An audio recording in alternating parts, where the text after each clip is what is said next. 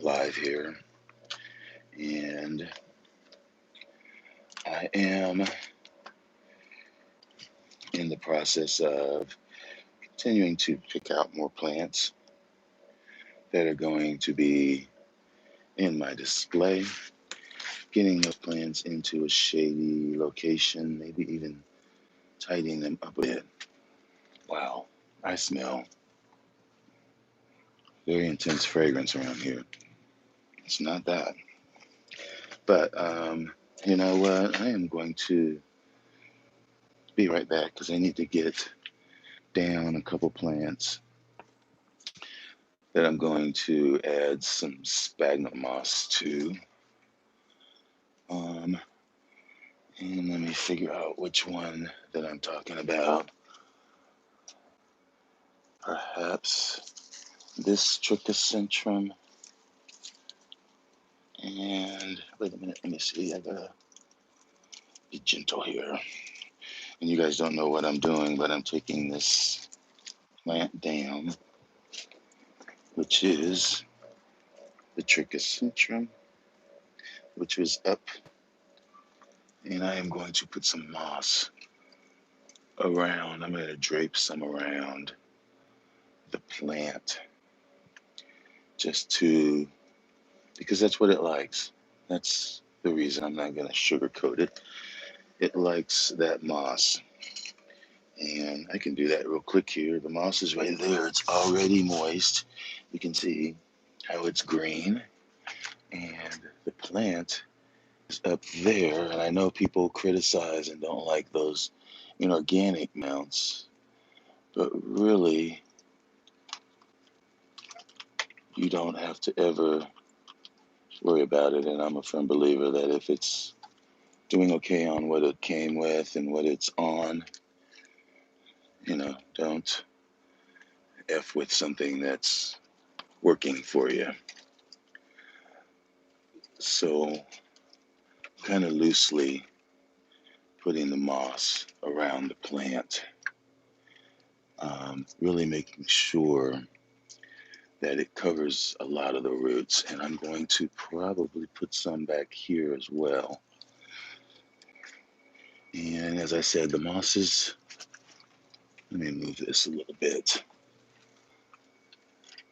Move it up this way because I really don't want to damage the flowers as well, because these are tentatively possibly going to be in my display, depending on whether or not, I don't really care if they're going a little over. I think they'll still be very unusual.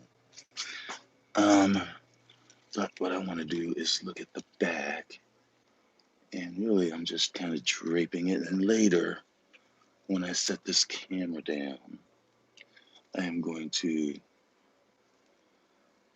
tie it more securely to the back here. So really, that's kind of my intention. And I could stand a little bit more. And this is live sphagnum moss.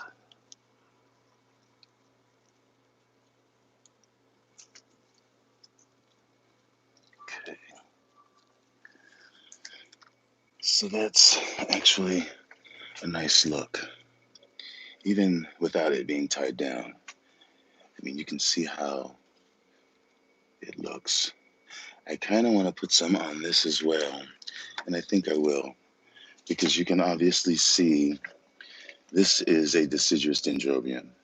So these are former old canes that should have bloomed. This is the new cane. So these do get a dry rest, and they do dry up like this and bloom from the old dried up deciduous canes, leafless canes. But the roots on the mound should be wet, they should be green, they should be flourishing. And so it's obviously not getting, even though this growth is a really nice growth, the roots per se is obvious, they obviously are not getting enough moisture. Because in fact, when these deciduous uh, dendrobiums, specifically I'm speaking of dendrobiums, when they are growing, really they want to be watered copiously. Like every time you look at them, really. So the more moisture they get, the better. And this moss just will help it retain more moisture. And you see how much better that looks without even having tied it down. But there happened to be a zip tie there. The bottom might need to be, no, there's a little tie here that I can tuck it into so that when you do dunk the plant and soak it in the water bucket, it won't come apart. But it's looking like I'm going to have to tie that down. And maybe I'll just do it now, but I'm going to have to, in order to do that, I'll have to run inside. Hey there, Samuel. Samuel, thanks for stopping by. I'm going to run in unless I find, you know what, I might have some out here. My little trusted ties.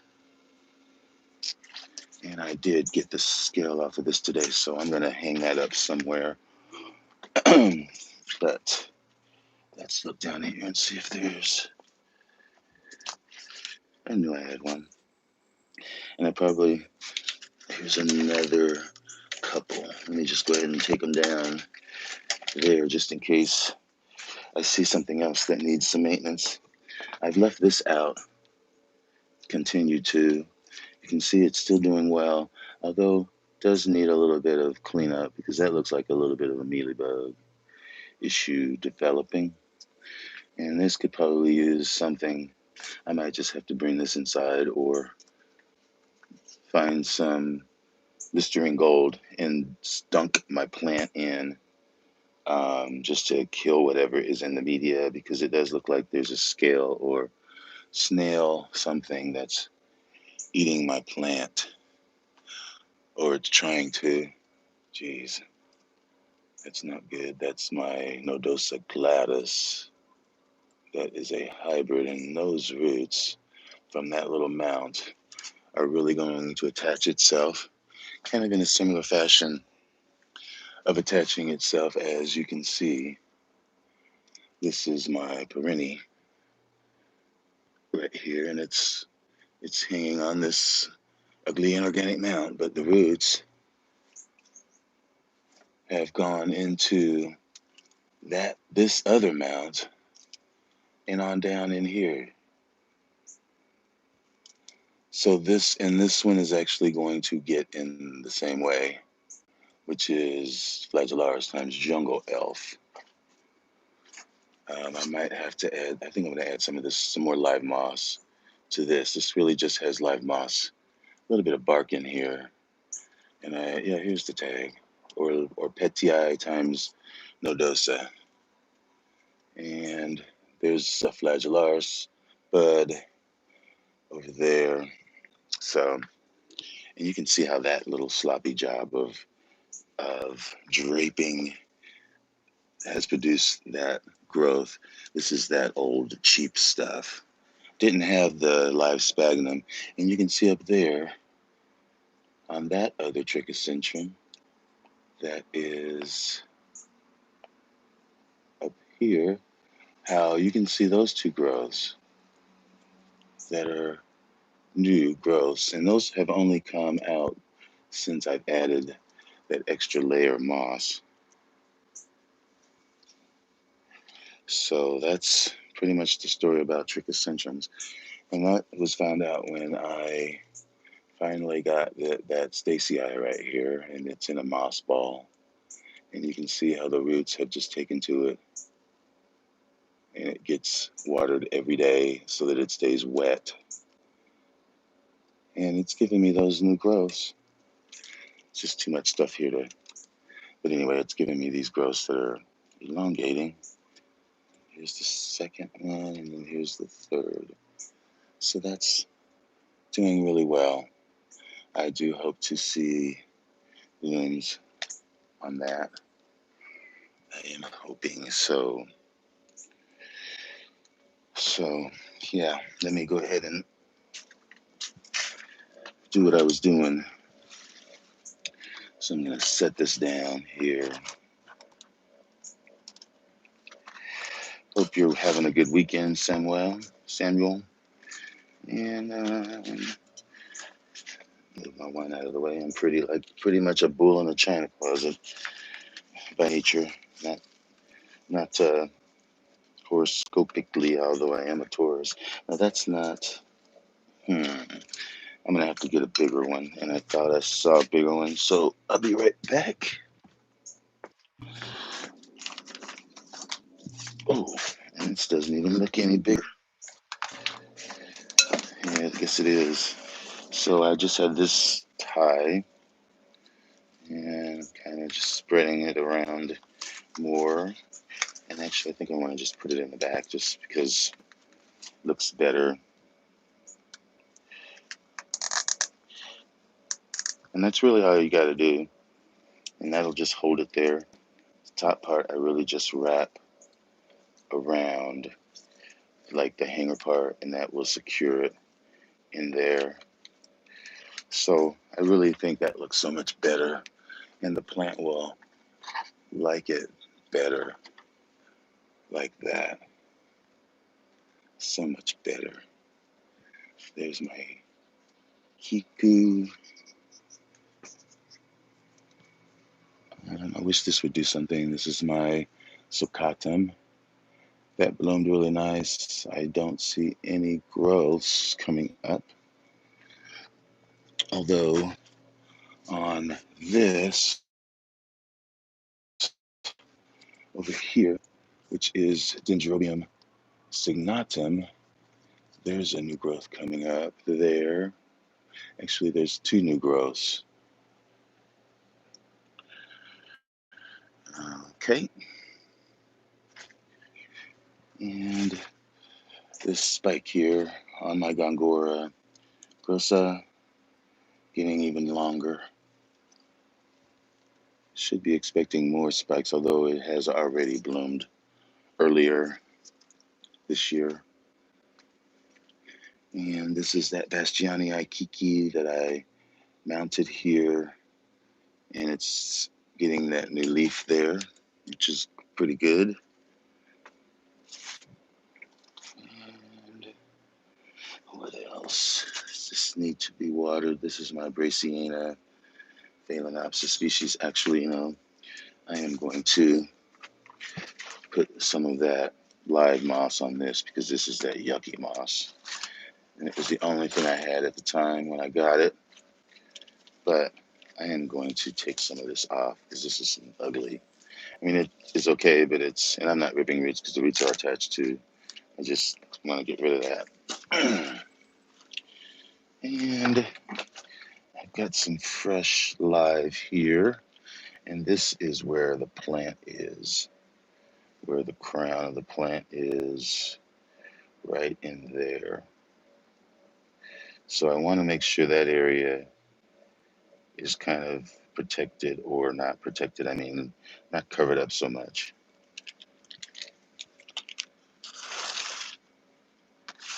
So I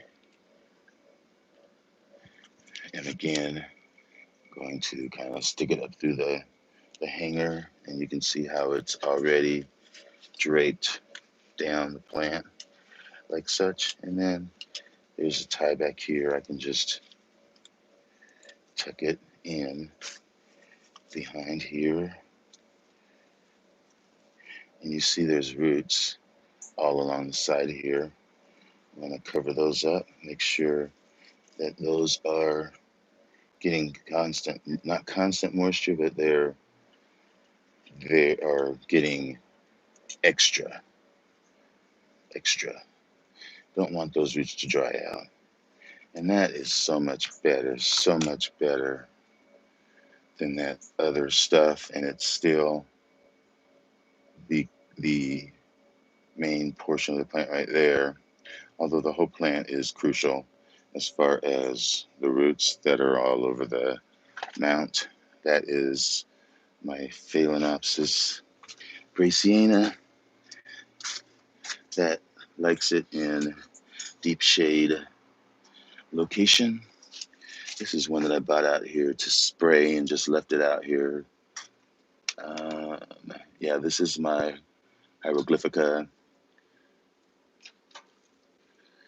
This is one of my little freebies. I should probably stick this in somebody's box that I'm getting ready to send things off to. So I'm gonna probably, I'm gonna stick this in somebody's box. This is a hybrid. I gotta find a tag for it.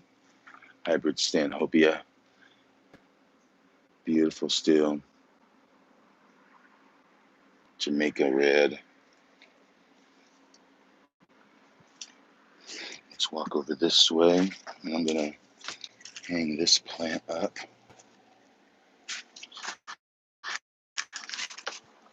Probably over here. And looks like this should be doing something besides, I see it's putting up a growth there, trying to bloom, honestly. So this kind of was damaged a little bit, but I can't believe that it's putting up another growth there. That is my Suncoast Sienna Stars, Martin Wolf times Clandia.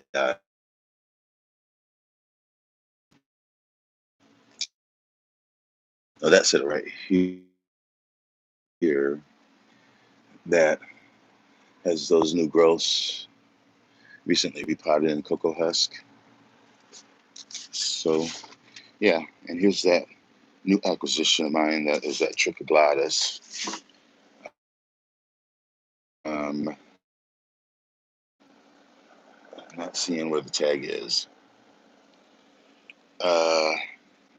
Why don't I know? It's probably on the ground here, but I'll figure it out. But it was just mounted on this, and it's watered every day, of course, to protect these roots. And this is another plant that should get another layer of some of that moss. And I think that that's what I'm going to do. I'm just going to take this down and do it with you. Looks like it's going to try and do something there. Hopefully I didn't knock. No, I think it came like that. These are wonky by nature. If I could remember which Trichoglottis, not Rosea, it's not Philippinens. Trichoglottis, well, I'll have to figure that out. But this deserves a layer of some moss over all of those, just to try to have something for those aerial roots to kind of sink their roots into as they elongate.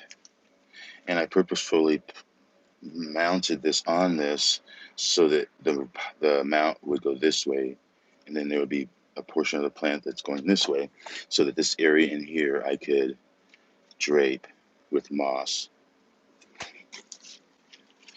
because there are aerial roots that are sticking out all over and down here at the base. Just want to do as best as you can. I mean, you don't want to smother them, but they do get something out of having this extra layer on top of their roots. And like the other, turn it over. And like I said, I just kind of tie it around the hook, and then it really naturally just falls. And then you kind of just guide it to where you want. And if you have to tie it down in spots, then you do. But for the most part, you want it to be kind of free form. What I'm going to do is, just for this one, this area over here, maybe it's not in the camera, but over here, I want to secure this a little bit better. And so, because there's a lot of roots here, and so I'm just going to take a little tie and Make sure that this little extra bit of sphagnum is secure in this area, just so it doesn't just fall off, because remember, you're hosing them down or drenching them with, you're soaking them in a bucket. So you don't want this live moss to just fall off in the bucket before it attaches. If it does, or before the roots attach. So if any drops down, really, you just tuck it back in. And I think that's probably good for this one. Although, as I look at it, this side over here can use a tie. You see how this top part is not quite right. And so I'm going to delicately tuck that root in, maybe a few of these, and drape this over like such, and then just zip tie it loosely like that.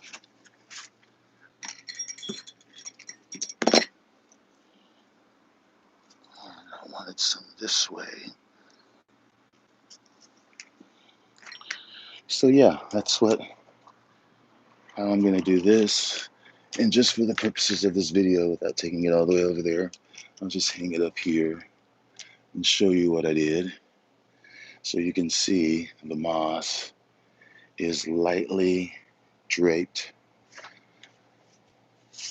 over the plant, over the roots. Plant is still hanging out, but a lot of the roots, besides a few, have some live moss covering them. And that's excellente. That's how I'm going to do that. Now, this is another that could possibly, hey there, Ria, how's it going? Now, this is another one, like I was saying, that could possibly benefit from that moss. This is a deciduous dendrobium. This is my litifolium, litiflorum, I'm sorry. And it did not bloom for me. I got it last winter, and it put up these two new growths. But it looks like it's got a little, I don't know, look like a kiki. But this is when it is in its growth phase, and it likes the copious amounts of water. So, I mean, I think this might actually be getting enough water, but I'm just going to give it a little bit of moss. And again, I'm just wrapping it around that hanger, and then just kind of letting it fall, wrapping the top part to secure it, and then just letting it hang.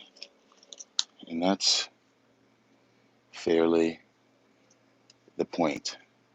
Although I can tuck it behind here so that it's on the mount. That would be preferably how it should be, like that, so that the moss is all the way on the mount. And that's how it will be. This live moss, and this plant was over here. I'll just hang it here. And there it is. It's got the moss, and it's got the two growths coming out of it. What's this? Oh, this is something that was just recently mounted there. Really taking a year off. This is my Sergerara.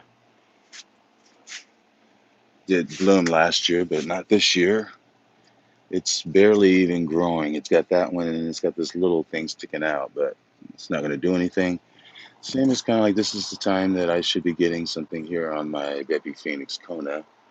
which is a beautiful, fragrant, spotted thing. And it's been a couple years since it's bloomed, and all it's doing is giving me more new growths, which I guess I should be happy about. Here's this pretty flower, very pretty, and just kind of scoping things out. But there's not much over here. Not yet. I know it's hot as Hades out here, that's for sure. And here's my little trichocentrum. It's still got that growth coming on there.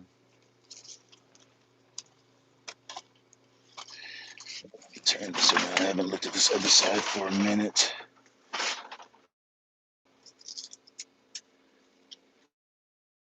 Yeah, still doing okay. My McDellani. Here's the Caudata crossed with Figuiere. Lies Star.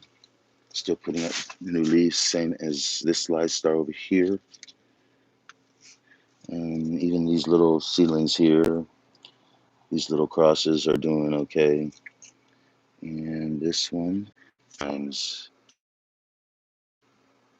Biramense. So, yeah, things are doing well in the Angraecum world over here. Even this alabaster that I dropped something down on the floor. No, has not skipped a beat, and I was really worried about it.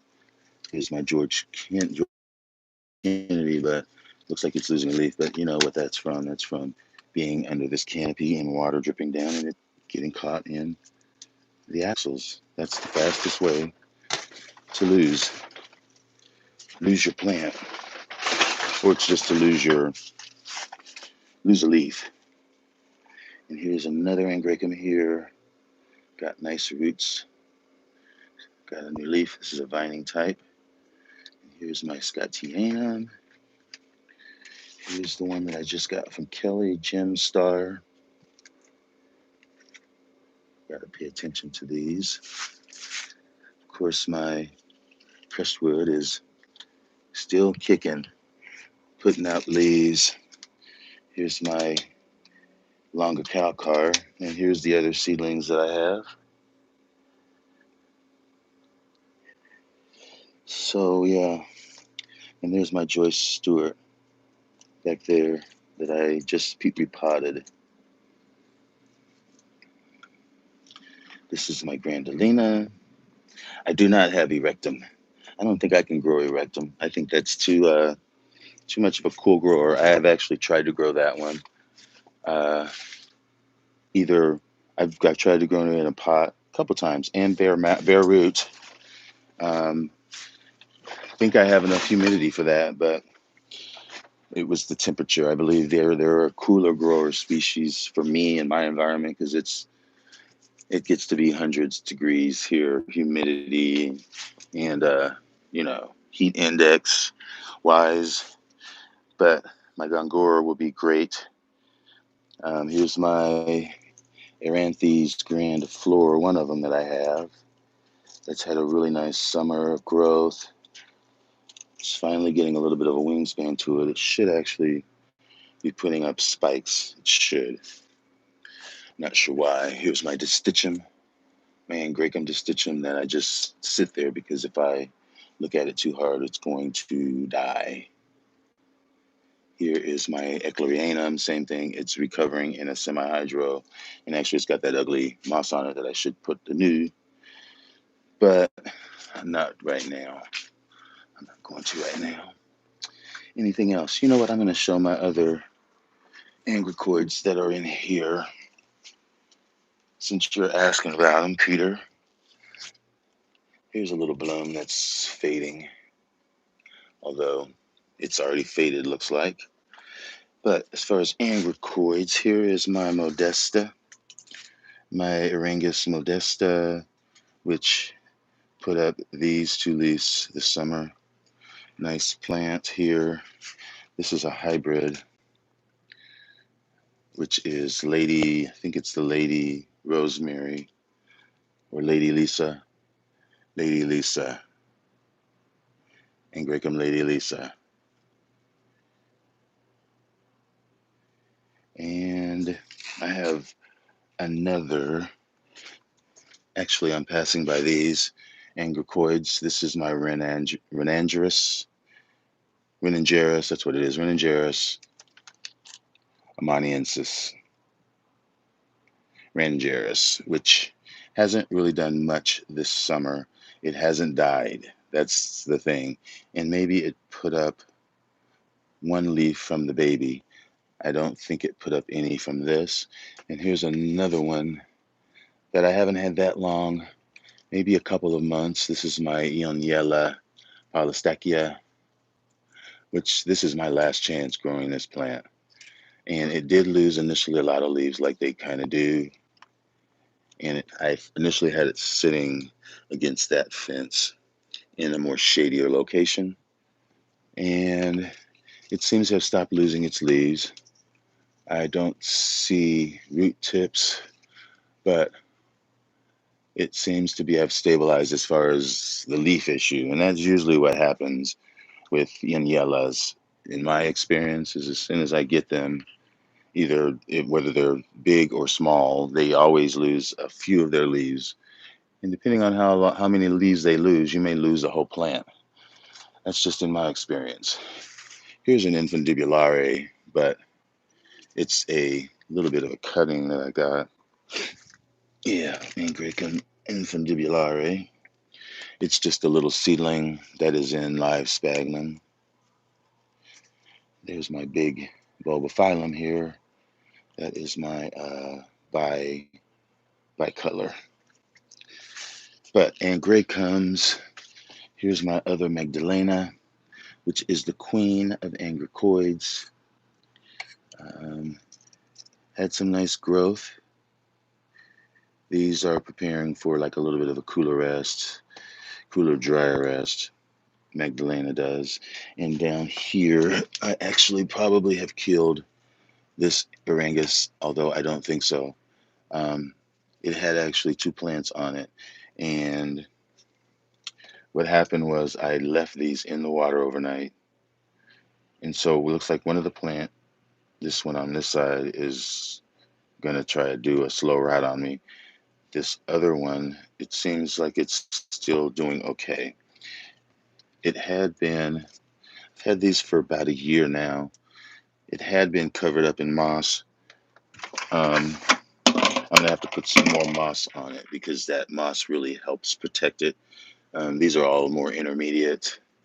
This is another hybrid, and this is Urangus Victoria Nile, which is, there's the hybrid Kachkiana times Urcone, Urichone, Bacchiliana.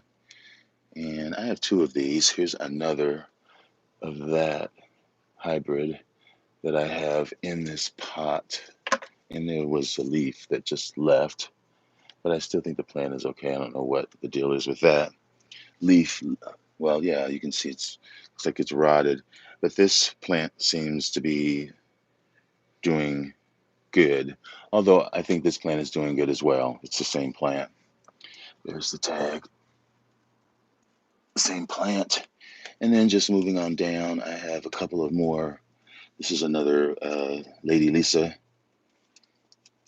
I had got two of those, so that's the same plant that I just showed you over on the other side. And then this here is a cross. No, I think this is Kachkiana. And this one down here is